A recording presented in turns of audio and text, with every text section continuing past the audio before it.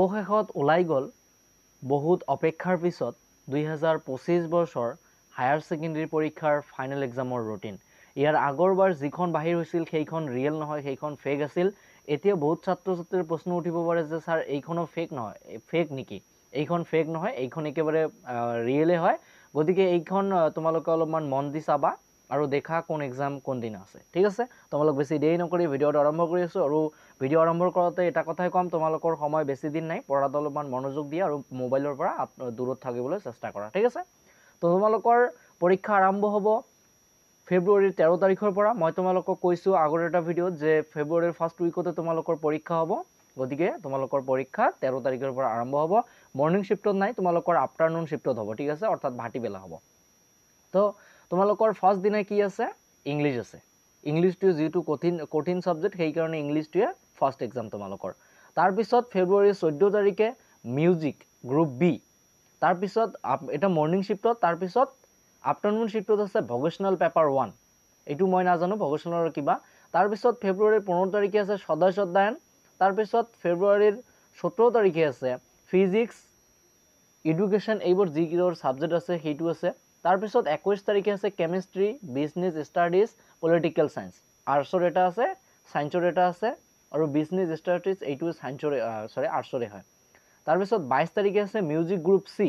তাৰপিছত মৰ্ণিং শ্বিফ্টত এইটো, আফটাৰনুন শ্বিফ্টত এইফালে। ঠিক আছে, বিহু আছে। 24 তাৰিখে আছে কি বায়'লজি, ইঞ্চুৰেঞ্চ, হিষ্টৰী। তাৰপিছত 25 তাৰিখে আছে মিউজিক গ্ৰুপ এ মৰ্ণিং শ্বিফ্টত, আফটাৰনুন শ্বিফ্টত আছে কম্পিউটাৰ চায়েন্স এণ্ড এপ্লিকেশ্যন। তাৰপিছত 27 তাৰিখে আছে, অৰ্থাৎ ফেব্ৰুৱাৰীৰ 27 তাৰিখে মেথমেটিক্স। তাৰপৰা ফেব্ৰুৱাৰীৰ 28 তাৰিখে আছে ITES। তাৰপিছত তোমালোকৰ NSQF-ৰ আণ্ডাৰত যিমানবোৰ ছাবজেক্ট আছে সেইবোৰ ছাবজেক্ট কিন্তু ফেব্ৰুৱাৰীৰ 28 তাৰিখে হ'ব, অৰ্থাৎ আফটাৰনুন শ্বিফ্টত হ'ব। ঠিক আছে, তাৰপিছত তোমালোকৰ মাৰ্চৰ 1 তাৰিখে কি হ'ব? Internship development. এইটো নিউ ছাবজেক্ট হয়, এই ছাবজেক্টৰ বিষয়ে মই ইমান নাজানো। তাৰপিছত আফটাৰনুন শ্বিফ্টত আছে এডভান্স সংস্কৃত।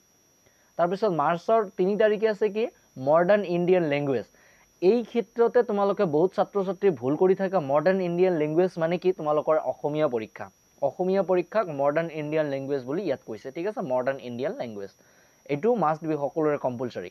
তাৰপিছত মাৰ্চৰ 4 তাৰিখে আছে কি হোম চায়েন্স। এইটো নিউ ছাবজেক্ট হয়। তাৰপিছত ভকেশ্যনেল পেপাৰ 2, ভকেশ্যনেলৰ ছাত্ৰ ছাত্ৰীসকলে জানে। তাৰপিছত মাৰ্চৰ 5 তাৰিখে আছে কি? মাৰ্চৰ 5 তাৰিখে কি আছে? Logic and philosophy, finance and logic and philosophy, finance. তাৰপিছত 6 তাৰিখে কি আছে? Finance, arts, economic, geography. এইটো ইকনমিক জিঅ'গ্ৰাফি, এইটো কিন্তু জিঅ'গ্ৰাফি এক্সাম নহয়। ইকনমিক জিঅ'গ্ৰাফি বেলেগ এটা ছাবজেক্ট। ঠিক আছে, তাৰপিছত বায়'লজি আছে।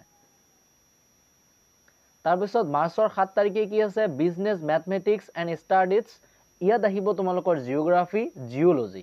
জিঅ'গ্ৰাফি বেলেগ, তোমাৰ জিঅ'লজি বেলেগ। ঠিক আছে, তাৰপিছত মাৰ্চৰ 8 তাৰিখে কি আছে? Advance language. এডভান্স লেংগুৱেজ মানে যাৰ এডভান্স ছাবজেক্ট আছে, বা ধৰি লোৱা এছামিজ, এৰাবিক দিছে ইয়াত, পেৰ্চিয়ান, সংস্কৃত, মই নাজানো ইয়াৰ বিষয়ে। তাৰপিছত মাৰ্চৰ 11 তাৰিখে ইকনমিক্স আছে। মাৰ্চৰ 12 তাৰিখে তোমাৰ ষ্টাডিজ আছে। তাৰপিছত মাৰ্চৰ 13 তাৰিখে Tai language, technology, web technology, multimedia technology, multimedia and web technology. তাৰপিছত 17 তাৰিখে আছে কি তোমালোকৰ anthropology, sociology, salesmanship and advertisement. তো ছাত্ৰ ছাত্ৰীসকল, তোমালোকৰ পৰীক্ষা আৰম্ভ হ'ব ফেব্ৰুৱাৰীৰ 13 তাৰিখে আৰু শেষ হ'ব মাৰ্চৰ 17 তাৰিখে। ঠিক আছে, তো ইয়াত দেখা মডাৰ্ণ ইণ্ডিয়ান লেংগুৱেজ কোনবোৰ হয়? এছামিজ হয়, বাঙালী হয়, বড়ো হয়, গাৰো হয়। তোমালোকৰ যিবোৰ ভাষা আছে সেইটোৱে হয়। ঠিক আছে, তাৰপিছত এডভান্স লেংগুৱেজ যে ইয়াত আছে, এডভান্স লেংগুৱেজ তোমালোকৰ কি কি হয়? এডভান্স এছামিজ, মই তোমালোকক কৈ দিছোঁ যে advance Assamese, advance Bangali, advance Bodo, advance Hindi and advance Manipuri. অৰ্থাৎ যিসমূহ ছাত্ৰ ছাত্ৰী এডভান্স এছামিজ আছে, সেইসমূহ ছাত্ৰ ছাত্ৰী এডভান্স লেংগুৱেজ যিদিনা আছে সেইদিনা হ'ব। ঠিক আছে, তাৰপিছত music group A include Hindustani, vocal, dance, tabla, এইবোৰ মই নাজানো। Music group B include Sattriya, vocal music. তাৰপিছত মিউজিক গ্ৰুপ চি এছামিজ, এইটো তোমালোকে দেখি ল'বা। তাৰপিছত examination timing for morning shift from 9 AM to 11 AM, afternoon shift 1:30 পৰা 3:30 লৈকে। ঠিক আছে, for 350 marks 30, 50, 60 marks vocational papers এইবোৰ ভকেশ্যনেলত যিসমূহ ছাত্ৰ ছাত্ৰী আছে ভকেশ্যনেল পেপাৰবিলাক দেখি ল'লে হৈ গ'ল তো ছাত্ৰ ছাত্ৰীসকল তোমালোকে এই ৰুটিনখনত তোমালোকৰ বহুত ইমোশ্যন জড়িত হৈ আছে গতিকে পঢ়া শুনা এতিয়া ভালকৈ কৰা নহ'লে কিন্তু পৰীক্ষাত বেয়া ফল বেয়া হ'ব ঠিক আছে তো ছাত্ৰ ছাত্ৰীসকল এই ভিডিঅ'টো আমালোক ইয়াতে সমাপ্ত কৰিব বিচাৰিলোঁ আৰু তোমালোকক এটা জাননী দি থওঁ যে পৰীক্ষা তোমালোকৰ ভাল হ'ব লাগে ঠিক আছে ধন্যবাদ